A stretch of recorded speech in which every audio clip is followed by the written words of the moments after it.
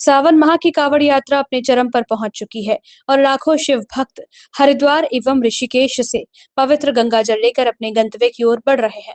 कावड़ यात्रा की सुरक्षा को लेकर उत्तर प्रदेश सरकार पूरी तरह सतर्क है।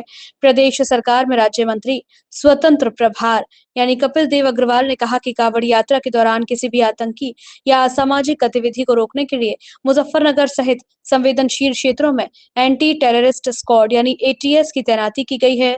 सरकार का उद्देश्य है कि यात्रा पूरी तरह सुरक्षित, शांतिपूर्ण और व्यवस्थित ढंग से संपन्न हो।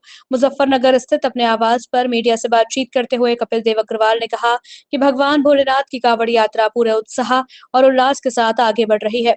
उन्होंने कहा कि यह जनपद वासियों के लिए गर्व और सौभाग्य की बात है कि उन्हें करोड़ों शिव भक्तों की सेवा करने का अवसर मिल रहा है। उन्होंने कहा कि हरिद्वार और ऋषिकेश से जल लेकर आने वाले कावड़िए कठिन तपस्या और आस्था के साथ अपनी यात्रा पूरी करते हैं, इसलिए उनकी सेवा करना भी एक पुण्य का कार्य है। उन्होंने बताया कि मुजफ्फरनगर, मेरठ, सहारनपुर सहित पूरे पश्चिमी उत्तर प्रदेश में कावड़ियों के स्वागत और सुविधाओं के व्यापक इंतजाम किए गए हैं। यात्रा मार्ग पर भोजन, पेयजल, चिकित्सा, विश्राम और निर्बाध विद्युत आपूर्ति जैसी व्यवस्थाओं को प्राथमिकता दी गई है। साथ ही खाद्य पदार्थों की गुणवत्ता पर भी विशेष निगरानी रखी जा रही है ताकि श्रद्धालुओं को किसी प्रकार की परेशानी का सामना न करना पड़े।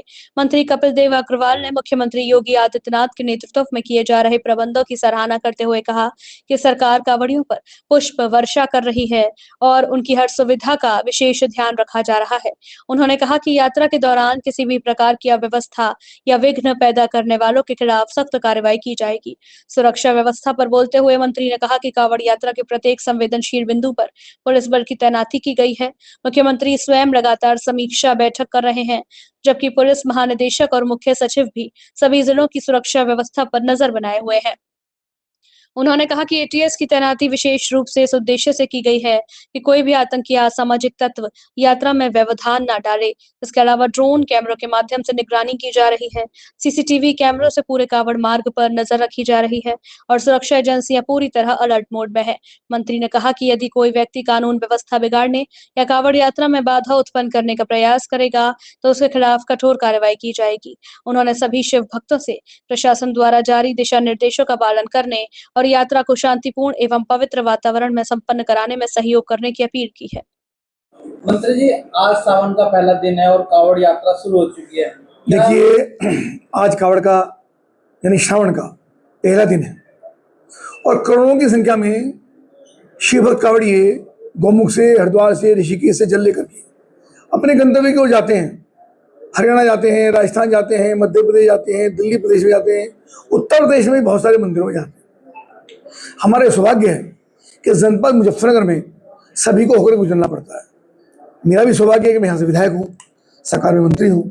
उस नाते मुजफ्फरनगर के सब लोग पूरे पलक बिछा करके यहाँ स्वागत करते हैं, उल्लास के साथ।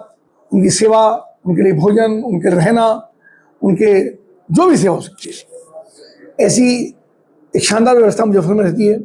मुजफ्फरनगर पूरा शिव में है। लाखों की संख्या में परिजन उनकी सेवा करते हैं।